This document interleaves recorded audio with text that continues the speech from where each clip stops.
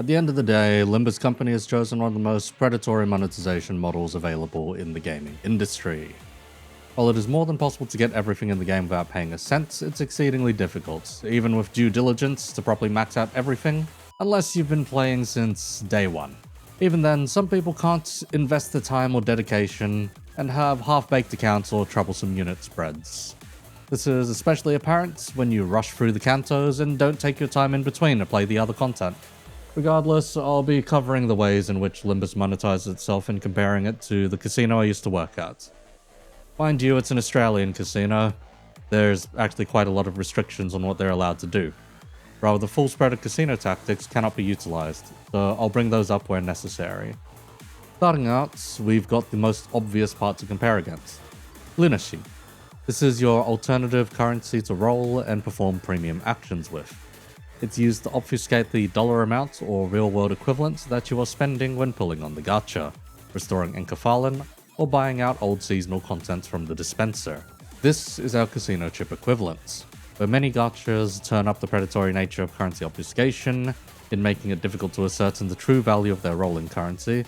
Limbus is a mildly annoying case of this, since while you can buy lunacy outright, you can also buy a lot of other things you would normally use a premium currency for. Instead of buying lunacy to roll on Limbus's Gacha, you can instead just outright buy rolling tickets at a discount. Bread and EXP tickets offer outright purchases as well, often with a side of lunacy. If anything, buying lunacy for a single purpose in mind is very expensive, and it is more often than not cheaper to just buy the less flexible option. This means you're mainly paying for convenience, rather the flexibility of lunacy. Speaking of which, lunacy that you pay for is further separated into free lunacy that you can earn in-game and is often given as a bonus, and paid lunacy, which you always have to fork out for. Paid lunacy has a few exclusive features, most notably being the only way to obtain the season pass, and rolling a single heavily discounted roll on the current banners daily. It can optionally be spent to refill Enkephalin, although the system prioritizes free lunacy first. Aside from that, it is the only way to buy out announcers from a previous season. You can likewise buy out old seasonal egos, but those can also be sharded, that of which we will go over later. So how does all of this compare to casino chips? Well, you see, casino chips are almost exclusively used for one purpose, and that purpose only.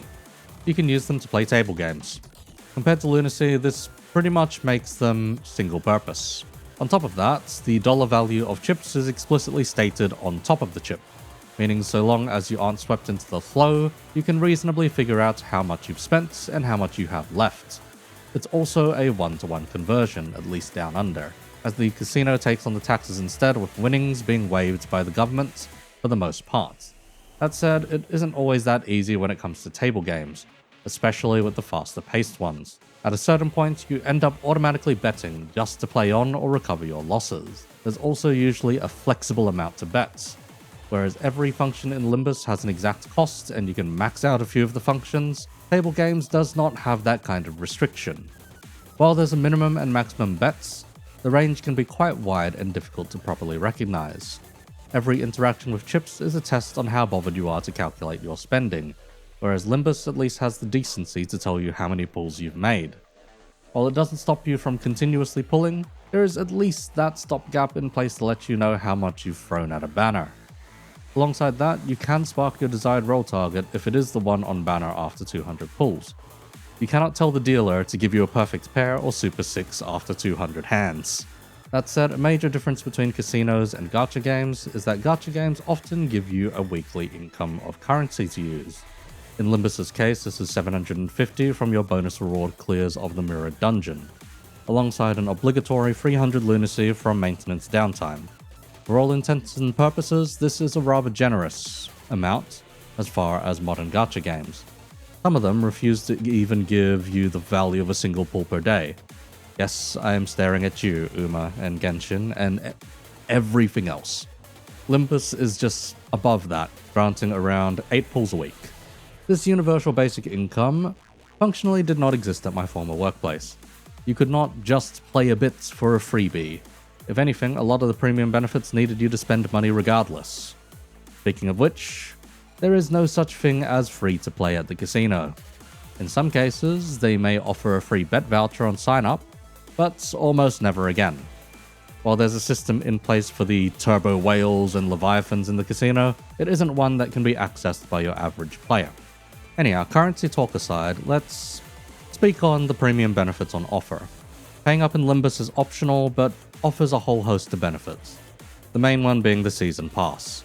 Lasting the entire duration of a canto and its intervalos, the Season Pass offers progression resources, unique currencies, and of course, season-exclusive content like egos and announcers.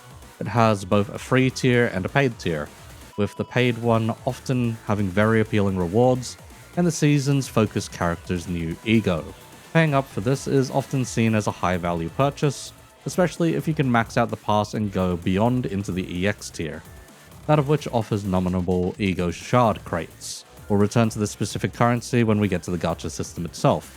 Surprisingly, there isn't that much FOMO on offer here. The rewards don't suddenly become exclusive once the season is over. You can obtain them anytime after for a price. That said, getting them just for playing the game and progressing the pass is nice to have. The free track offers most of what one needs, whereas the premium track is mostly progression bonuses and the capstone ego. To say the least, that is a pretty good implementation of a battle pass system, at least so far as not screwing over your customers. What's the casino equivalent? Well, the Loyalty Membership Program. This is a long-term premium benefits that levels up as you spend more time at the casino. In the case of my old workplace, there were 6 tiers of membership. Player, Bronze, Silver, Gold, Platinum, and Diamond. Player cards were for the casuals that would come once and likely never again. Bronze for the fellas that came in and figured they'd come a few more times. Silver for the more entrenched, usually the pokies players. Gold for those who could afford the weekly visits and amass a large enough turnover to be suitable for premium gaming. Platinum were the career gamblers. You'd meet them daily. And finally, Diamond. Diamond was the top 0.1% of the casino-faring population and required a platinum card, a turnover worth more than your yearly salary and your best friend's one combined, alongside an invitation to the program. These were your filthy rich, generational wealth leviathans, whales, and eldritch monstrosities. I wish I was kidding on that last point, but I once had a patron invent a new disease, if it meant getting additional privileges. So, what kind of benefits were offered here? Progression? Exclusive access? Yes and no. At higher tiers of membership, you could usually access more lucrative deals and higher-end discounts compared to the lower end. At certain breakpoints, you were offered free hotel nights, complimentary meals, desserts, drinks, and even exclusive lotteries. The biggest bonus was probably the premium gaming spaces. Separated from the plebeians, Gold had their own little oasis in the deserts, whereas Platinum had a huge room upstairs, and Diamond an exclusive dead silent lounge. These were where they could make full use of their membership status to boot. Didn't like the dealer? Ask for a new one. Need a Chinese speaker? Can. Wanted a white blonde hotel concierge? Yes, Mr. Woods, we can get that for you. Okay, that was actually one of that golfer's requests at one point, but that was before the cheating scandal. We had nothing to do with it. All that to say, spending an obtuse amount of money gets you a lot of benefits at the casino. Spending a small amount in Limbus gives you a proportionately huge return, especially when we get to our next point. The gacha system. Now, Limbus's gacha isn't the most cruel I've ever seen. The 000 rate is 2.9% and the ego rate is 1.3%. At face value, that's better than games that grant a 1% or less, but is superseded by the fact that the 000 pool is heavily diluted with junk from the past. You can get a lot of stupid or otherwise menial shit from Limbus's gacha. Within that 2.9% for a 000, the on-banner character has a rate up, meaning that at least 50% of the time, the on-banner ID will appear. There is, however, no coin toss system like in other gachas. You can just keep missing that 50% if you manage to win the original 2.9%, which in personal experience is very funny. I've seen my fair share of streaks on the gaming tables and well, let's just say probability is a bitch. Everything else at time of writing is a 0.0201% chance to pull per individual ID, at least when it comes to 000s. What's the rest of the pool full of? Well, there's egos, double O's, and O's. Egos are even rarer than OOO IDs, and are pretty much supers in any other game. You can equip multiple, and they have benefits ranging from nice to haves to game breaking. While it isn't the case of an ego being required to clear content most of the time, there are egos that trivialize a lot of the content and have warped some of the design space in unhealthy ways. Surprisingly though, individual egos are a lot easier to pull, with more than double the individual rate of OOO IDs. As for OOs, they are lesser in power than a majority of OOs, and appear more often at 12.8%. They're nowhere near as flashy, haven't had a release in a long time, and are often forgotten about in popular discourse. There is a fella out there whose whole rise to fame is regarding them, but that's neither here nor there for this video. Finally is the Zero IDs. These are your complete and total whiffs. They are the base character and you already have all of them. Pulling a Zero means you've pulled a dupe. There is no ifs or buts, it's just a dupe. Now, for all of the above, pulling dupes gets you shards. Shards can be used in the Dispenser to get IDs and egos of your choice. Once again though, we'll be getting there later. Regardless, after 200 pulls, you are offered the ability to spark the ID or ego on banner. This means there is a soft cap to the amount you should roll, if your goal is to just get the specific ID. Any more than that is seen as rather pointless. So what's the closest equivalent to the gacha in the casino? Well, would have to be table games, but there's a wide variety of them, so where can we even begin? Well, let's go with the most luck-based one possible. Baccarat. While it's not a perfect 50-50 or anything of the sort, it is the closest we get to a purely luck-based game. Baccarat has you betting on which side is closer to 9, the player or the bank. The dealer then draws up to 6 cards, following an annoying chart called the tableau to determine the winner. There's no further input in the game past the initial bets on the player's end. Thus, no external influence can affect the result. Now, when you roll the gacha in Limbus, you're doing it for IDs and egos. Something to play with. When you bet on Baccarat, it is specifically to make money. The end goal is to bet correctly and double your money in doing so. Winning in Baccarat thus has no further purpose than increasing your chips and winnings. It's a rather pure game, if anything. The probability of winning is a lot better than rolling a 000. Heck, it's a lot better than rolling a 00. Player has about a 42% chance to win, bank has around a 46%, and the rest of the percentage is a tie more often than not. However, you've probably heard the saying, the house always wins. Well, you see, mathematically it does. Each bet you're making on a Baccarat table is usually a minimum of $100. Baccarat is a high-stakes game after all, and the risk versus reward is already considered quite high here. After all, when you lose at the casino, they just take your money. You don't get IDs or egos, you get nothing. You lose everything. Now, where Baccarat heavily differs from pulling on the gacha is the side bets. For you Americans out there, you might call these parlays these days. In the case of Baccarat, you can bet on pairs appearing, ties, or bank winning on 6. Each of them pay more than 1-to-1, but have an incredibly low chance of appearing. Statistically, even if you bet on these every hand, you'll be losing out even if they appear. If you snipe them somehow, you're winning by quite a lot, but that makes you want to try snipe more. So eventually, you lose what you earned. So that gets you thinking, why not just play the mains then? Those are safer, right? Well, anything less than 50% chance of winning means the house has the edge still, and over the course of hours and hours of play, you will eventually lose out. But you could just bet on bank, right? They take the increased odds and eventually come out on top by placing bets on the side more likely to win, right? Well, you see, for that 4% extra win rate, we take a commission of 5%. Every 20 hands you win, you've bled one back to us. Or worse, if you've been playing on an even money table, where that commission seemingly doesn't exist, we take 50% instead when a 6 pops up on the bank side. So regardless, you're going to lose. But Eco, haven't you seen that famous meme? It's time to hodl or foddle. Well, yeah, you see, we call that the martingale method, and famously it doesn't work at most casinos. Why? Because of table limits. If you streak out badly, betting on one side and doubling every time you lose, you'll eventually hit the table limit, at which point you are likely in a 5 to 6 figure amount of debt and have no real way of recovering. So no, do not employ the martingale method.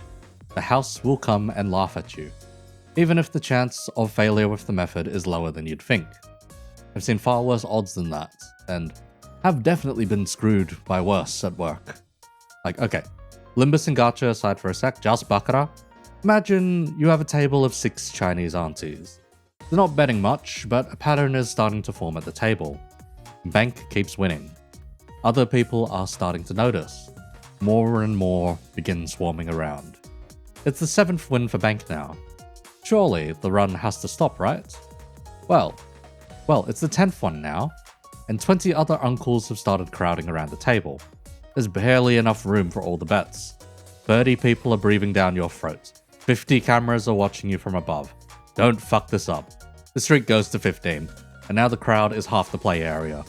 You've completely fucked up. You're getting destroyed by the luck of the draw. There's rampant amount of Chinese uncles and aunties lined up, betting in ranks at this point. They are rotating in and out for your now seemingly diamond hands. You pull one more hand once the dust settles. It's another bank. The crowd's cheers are deafening. It takes 10 minutes to pay out the bets. You are going to be late for your break soon. You have to keep going because the one squeezing the cards is a diamond member. Finally, your hands are no longer hot. The player result shows up and you're free. Only that's not the end of the story. Now I have a perpetual crowd of aunties following me table to table, hoping for another hot streak. And much to my dismay, it happened at least 2 more times in that day. That was about 3 years ago, now to the day.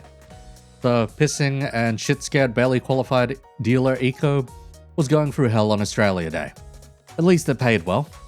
Can't say the same for AdSense in January. Suffice to say, you can miss Limbus's 50-50 for the on-banner ID or ego 15 times easily. Freak accidents happen, and there's a pretty large spike of them during Walpurgis when everyone is rolling. Speaking of which, Walpeepee. This is Limbus's limited banner system. While not quite as limited as one would initially be led to believe, there's a sizable chunk of powerful IDs and egos locked behind a rotating period every year. This window opens for around 2 weeks and offers this game's main FOMO. The main caveat here is that you cannot dispense the stuff on the latest banner until the next Walpeepee. Since they're usually cool and powerful IDs and egos, this incentivizes a lot of players to roll during it. Some fellas only roll during Walpeepee in order to guarantee that they get the newest stuff every time. Now, does the casino have an equivalent? A super special promotional version of table games? Well, yes and no. There are some table games that are linked up to a jackpot system that you could opt into. By playing the jackpots, you have a chance to win the lot. Although the chance is minuscule, it is a huge amount of money. This was our primary FOMO system. If you weren't in it, you couldn't win it. Simple as. And as the jackpot ticks up, with every participant in play, you've got to stick in there for your chance to win, right? Now, arguably, this form of FOMO is the most brutal since it'll have you there for hours and hours on end, playing losing hand after losing hand on a poker game you likely didn't enjoy to begin with, just for a chance at $500,000. Thankfully, Limbus doesn't employ some crazy lottery system and instead just rotates a separate special pool in for Walpeepee every now and then. Thankfully, IDs and egos don't mysteriously fuck off for years, staring at you, Eula, and get added to the rolling pool and dispenser. Speaking of which, Limbus's biggest thing going in its favor to beat the gacha elements. The dispenser offers every ego, announcer, and ID in the game, minus 4 of them that were part of the Arknights collection. Everything they've released will eventually find its way over here. Available for a price. This price is either paid lunacy in the case of announcers and some seasonal content, or otherwise ego shards. These ego shards can be farmed at a debatably reasonable rate. Most events and more difficult endgame content give out ego shard crates. These can be opened for a random amount of different Sinner shards. They can also be obtained from the season pass on both the free and paid tracks. Now, where things get particularly interesting is the grind for ego shards. If you're purely a free-to-play fella, your ego crate income is going to be a third of a paying customer, or you can eventually shard IDs and egos of your choice. It'll take an exceedingly longer time compared to paying up for the bare essentials. In this case, the season pass. Having the paid track offers a 200% increase in your shard crate income, notably in nominable ego shard crates. These are the kinds of crates where you pick an individual sinner to target. With 400 shards, you can buy out any 000 ID of that sinner. This is huge for collectors, since you can get almost everything just by playing the game. Spend enough time in the mirror dungeon mines and you could have everything at your disposal. The rate at which you can farm though is getting tiresome. Most MD runs take between 20 to 40 minutes depending on your team composition and only offer 9 shard crates on completion, provided you have the pass and the Enkephalan modules. These 9 crates can then be opened for 1 to 3 shards of a sinner of choice. The randomness factor here is bloody infuriating and is strangely not replicated at the casino very often, rather at all. After all, anything we can do to not spark aggression or high running emotions is a benefit to us. So yeah, ego shards. Why do they have to roll a d3 to figure out how they want to fuck you in the ass today? I've had cases where I've needed to open 360 plus crates to shard a sinner, and cases where I've only needed around 150. Regardless, if the casino isn't willing to do this kind of thing, why the fuck is a gacha doing it? It's such a slap in the face if you're bottoming out on these things. You open 9 of them and you only get 9 shards. Your heart sinks, the rage builds, and you load up another MD because you're like 5 shards short of dispensing the new ID. Speaking of which, new stuff can't be dispensed for a week if it's a seasonal ID. There's no casino equivalent here, this one kinda just sucks. But mainly sucks for content creators with no patience. Sometimes I'm one of those, but usually I'm willing to exercise restraints if it means not having to open my wallet. I did roll for the new Ishmael though, but I don't find the need to really make a video for her after making several covering Envy Resonance. Just watch those and read between the lines for now. Maybe I'll make one if I ever get the Nurse Father. Anyhow, the other caveat with seasonal IDs is that they can only be dispensed during that season. You have to actively be playing to get the newer stuff, or it may just rotate out before you can get all of it. While there's usually enough time and resources to get everything so long as you clear your weeklies, there are times where it's a tad frustrating, and you'll need to make a mad dash to the end if you weren't ready for the end of season drops, and beginning of a new season. Now as for the cruel part, the seasonals leave the dispenser for a season, but can still be rolled later, meaning the only way to obtain them for the season immediately following it is to roll. Otherwise, they'll come back and be dispensable once the season after arrives, meaning Season 6 IDs and egos would go missing for Season 7, but return to dispense in Season 8. While it's a solid incentive to get people playing during a season, it is definitely a form of scummy FOMO, especially in keeping them in the rolling pool and further diluting the 000 individual rates. While there are some banners that highlight specific sinners and organizations within the universe, they're not a perfect bandage fix for this kind of self-imposed restriction. Now, if we're to arrive at the worst part of the seasonal rotation, all of your ego shards and crates are halved at the start of a season. While I get this is to incentivize playing more, in order to restore your shard boxes and whatnot, I can't help but feel this is quite a scummy way of doing it. While it's all converted to Fred is significantly less useful a resource in comparison to shards, at least for the sake of growing your collection. It's not a one-to-one exchange, it's a conversion to account development rather than expansion. Same but different. Just nonetheless annoying to deal with at the end of every season. Now imagine if a casino did that, if when you rocked up at the end of a season they were like, okay, hand over half your chips. We're going to be converting those to credits, and you may only use those credits on, the slot machine, or you may only use those credits on meals or whatever. I think we would have riots. Let's cover the worst part. Enkephalan. Energy or AP systems go hand in hand with gacha gaming. It is my belief that these systems are the worst part of any gacha game, and turn me off playing quite a lot of them unless it's later trivialized or otherwise made non-essential. See FGO's apples and Grand Blue's AP elixirs. For both of those games, it may as well be a formality. But as for Limbus, if you haven't been playing since day one, haven't collected up an intense number of modules, then you have no choice but to wait on the daily slow but gradual refill of Enkephalan to get EXP tickets, bread, and your mirror dungeon rewards. All 3 of these progression systems are inextricably tied to Enkephalan, this game's energy, AP, and stamina. Per day, you can get 240 enkephalon, restoring at 1 per 6 minutes.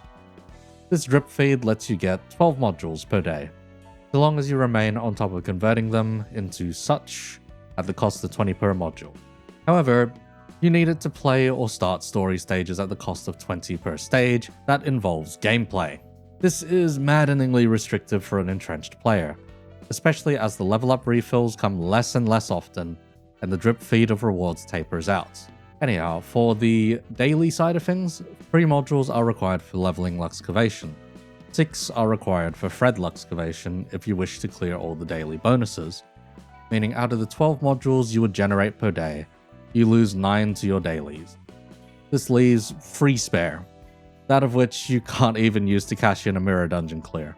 Thankfully, mirror dungeons are a weekly thing instead, meaning you could reasonably save those 3 modules per day in order to cash them in for weekly bonuses.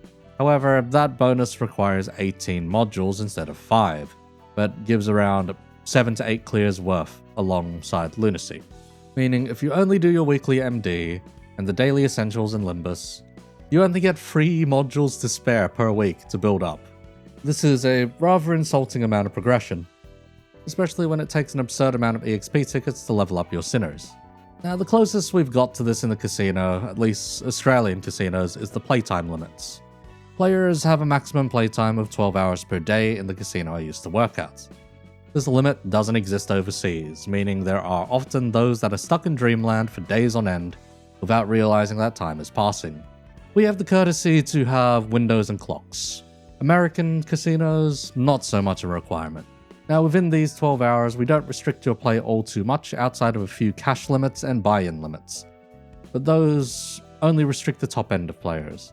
Most average casino goers aren't about to drop more than 50k in a single night. The career gamblers, though, spits and piss on this limit like it killed their firstborn child. That said, Limbus does have enkephalon restoration, although it's very limited in how it's willing to hand it out. From events and pass rewards, you can get enkephalon boxes. These restore 60 at a time, meaning you can run an EXP Luxcavation for 1 of them, burn 2 of them for free Fred Luxes, and burn away more if you need your weekly dungeon clear. These are not the best. They don't trivialize enkephalon unless you've been playing since day 1 and have plenty to spare. Players from Season 4 onwards may still be struggling if they're wanting to level everything out there. I know I am at least, but I level pretty much everything, so that's more a me problem than anything else. You can of course also use lunacy for enkephalon. This starts at a piss 26 lunacy, which is easy to justify, but increases by 26 each time you do so, up to a maximum of 10 times. A single full restore only gets you up to your enkephalon cap as well, meaning the less you've played the game, the less efficient it is to use. Suppose this would count as part of a long-term loyalty program too, but I digress. The enkephalon rate is needlessly annoying. It's one of those hard to bypass or justify things that unfortunately comes with the territory of Gacha. Now, to expand on this, the progression of individual IDs is maddening, specifically the leveling aspect. It takes far too many tickets now to get from levels 1 to 60, potentially taking over a week if you only do a single clear of EXP Luxcavation a day. Now, if you're fully up to date with everything and have a huge stock of EXP tickets somehow, then this is sustainable, since new IDs don't release at a cadence much faster than that at all. Again, if you are a collector, that of which this game incentivizes, you are in for hell when trying to keep your collection up to date, especially when a new Kanto drops, and you're expected to get a reasonable team together by the end of Part 3. This is only more emphasized by the recent one, which requires all sinners to be of reasonable level for the events of Part 3. The funny caveat there is the first 2 parts only need 4 sinners really, but regardless, it's a troublesome issue of upwards progression and eventual power creep. Anyhow, in summary, there are some things that gacha games are willing to do that even casinos do not. Casinos, however, are far more willing to do their highway robbery at large scale and be honest about it. While Limbus is very merciful as a gacha game in comparison to many others, the cracks are beginning to show with the recent season. Nonetheless, they borrow some tricks from the casino and go beyond in other aspects. But since the cash flow going through isn't as severe, many are willing to pass it off as nowhere near as scummy. I'm here to say that I still find aspects here scummy, even having worked the VIP lounge and dealt to multi-millionaires. For instance, you could spend thousands on Limbus and the company wouldn't bat an eye in your general direction. Perhaps they'll make notes of your spending habits, but you aren't going to live a life of luxury or have any significant sway within the company. Do that at a casino and you're given the world. Complimentary drinks, hotel rooms, private lounges, and functions even. Lotteries and promotions up the arse if required. I've seen several 100,000 given away in prizes in less than 5 minutes before. Whether that be in watches, cars, holidays, just for having spent the money. You don't get a personal aide or adjutant or even VIP host for paying up for this game, or any kind of crazy benefit like that. Don't play Limbus for a VIP experience. You will be disappointed. Go play a Smilegate game. You're staring down the wrong Korean company if you want the VIP treatment. Smilegate are way too beholden to their whales and stakeholders in comparison. Just look at Tenha before he became a Hoyo shill. That guy used to go places, secret meetings, etc. I miss chatting with the fella a little. What's he even up to these days? Which died in Korea and all that. Regardless, though a brief overview of how casinos hold up against the modern gacha sphere, this one is a very merciful example. If I ever were to tear into some of the others, I reckon things would be far, far worse. There's a reason that I only really touch Limbus and Uma JP. You need one generous game to balance out the one that's blasting your ass every 2 days. That said, comment below if you'd like to see me break down the monetization in further detail, or if you'd like me to do the same for a different gacha game.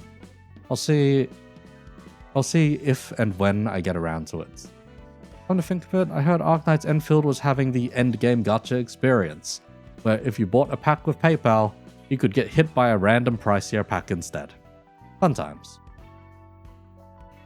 As always, thanks for watching. Currently, I'm collecting hot takes and horror stories for a video. If you'd like, join up on the Discord and post yours in the relevant channels. If not, find the community post or email them in.